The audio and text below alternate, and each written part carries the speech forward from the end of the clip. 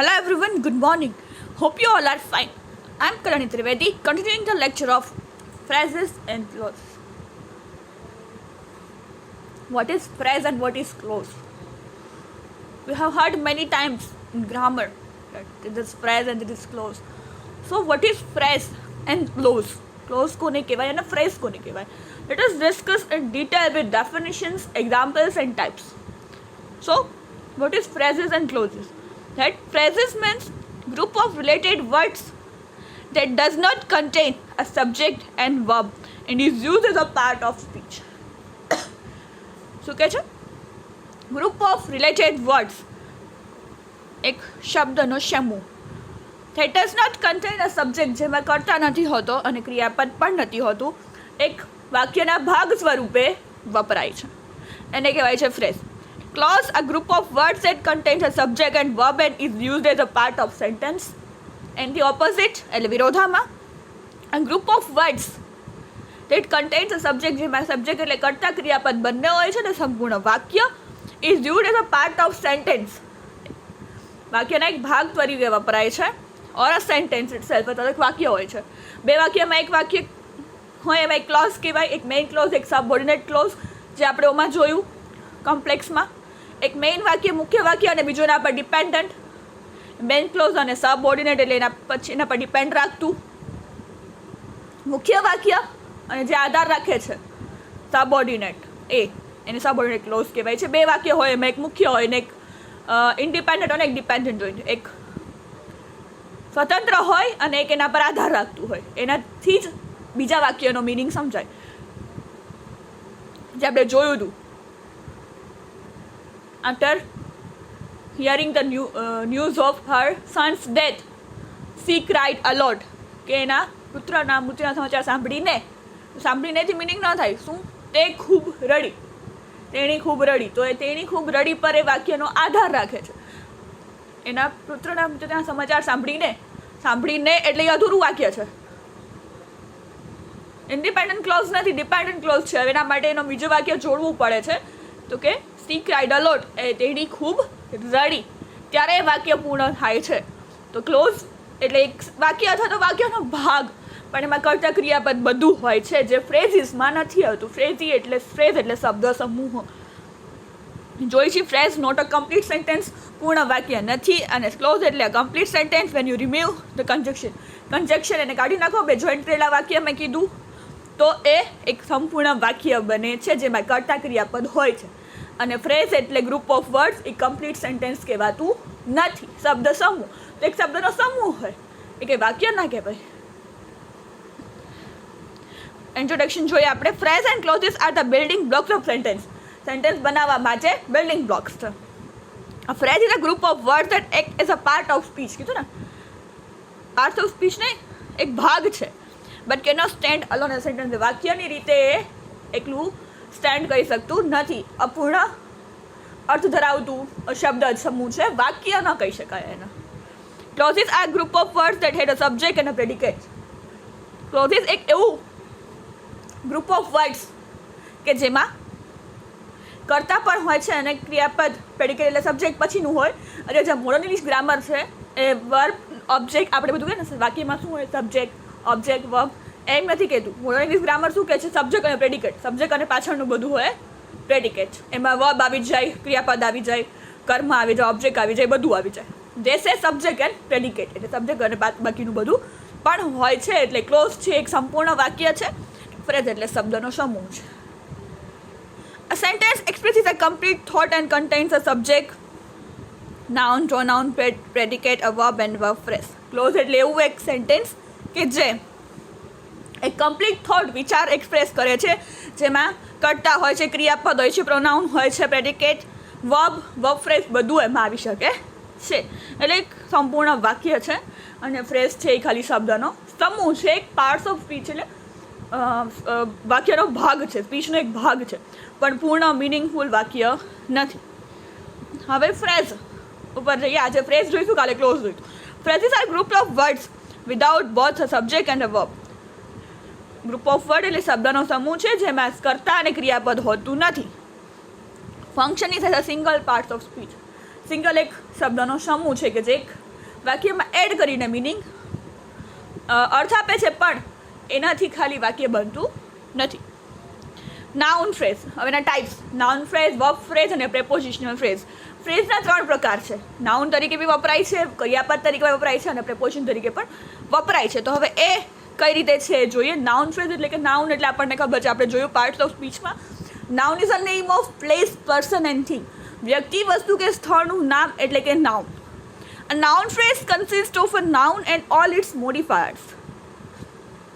Noun phrase છે ઓલરેડીમાં noun હશે એટલે કે વ્યક્તિ, વસ્તુ, સ્થળનું નામ હશે અને એ મોડિફાઈ કરતું હશે વાક્ય. કઈ રીતે? તો આપણે એક્ઝામ્પલ સહિત જોઈએ. The bewildered tourist was lost.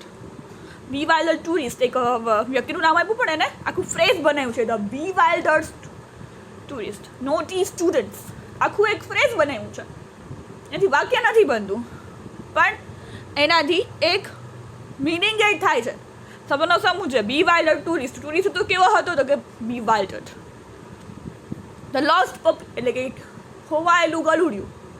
શબ્દનો સમૂહ છે. The lost puppy A black કલરનું કરેલું છે ને આખું ડાર્ક, એ છે ફ્રેઝ, શબ્દનો સમૂહ. Was a wet and stinky dog. Wet એ ભીનું અને ગંદુ હતું. ડોગ જેમાંથી વાસ આવતી, મીન્સ કે ગાદોમાં એમ પડ્યું હોય તો સ્મેલ આવતી હતી ખરાબ. The flu clinic had seen many cases of infectious disease. The flu clinic આખું ફ્રેઝ છે. કેવું clinic? The flu clinic had seen many cases એટલે ઘણા બધા કેસીસ જોયા છે ઇન્ફેક્શિયસ ડિસીઝ એટલે રોગો. It was a story as old as time. As old as time આખું એ ફ્રેઝ છે. It was a story as old as time. જેટલો સમય જૂનો એટલી જૂની સ્ટોરી છે. ધ સ્પોર્ટ્સ કાર, કાર કેવી? ધ સ્પોર્ટ્સ કાર આખું એક ફ્રેઝ છે. Drove the long and winding road. The long and winding road. Saturday became a cool and wet afternoon. Saturday became કેવું બની ગયો Saturday? A cool wet afternoon. Cool wet ઠંડી અને સરસ મજાનું ભેજવાળું વાતાવરણ બન્યું. These are the phrases. Noun તરીકે વપરાય છે નાઉન ફ્રેઝિસ. હવે છે વર્બ ફ્રેઝિસ, જે ક્રિયાપદ તરીકે વપરાય છે. ક્રિયાપદ આપણને ખબર છે, કરતા પછી આવે, જેમાં ટેન્સ ડિસિક્શન લાગે, જેમાં ટેન્સ લાગે એને ક્રિયાપદ કહેવાય છે. Was, were, have, has, will, shall, will, એ બધું. A verb phrase consist of a verb and all its modifiers. ક્રિયાપદ હોય છે વર્બ ફ્રેઝિસમાં. હવે એના એક્ઝામ્પલ જોઈએ. He was waiting for the rain to stop. Waiting for the rain to stop આખું phrase છે કે વરસાદ રહે તો જોવાનું થાય, એટલે કે waiting for the rain to stop, કે ભાઈ વરસાદ રહેશે તો એ જઈ શકશે, એટલે વરસાદના સ્ટોપ થવાની રાહ જોતા હતા. He was upset when it didn't work. જ્યારે કામ ન થયું તો એ અપસેટ થયો. You have been sleeping for a long time. બહુ લાંબા સમયથી સૂઈ રહ્યા છો. You might enjoy a message. Enjoy a message.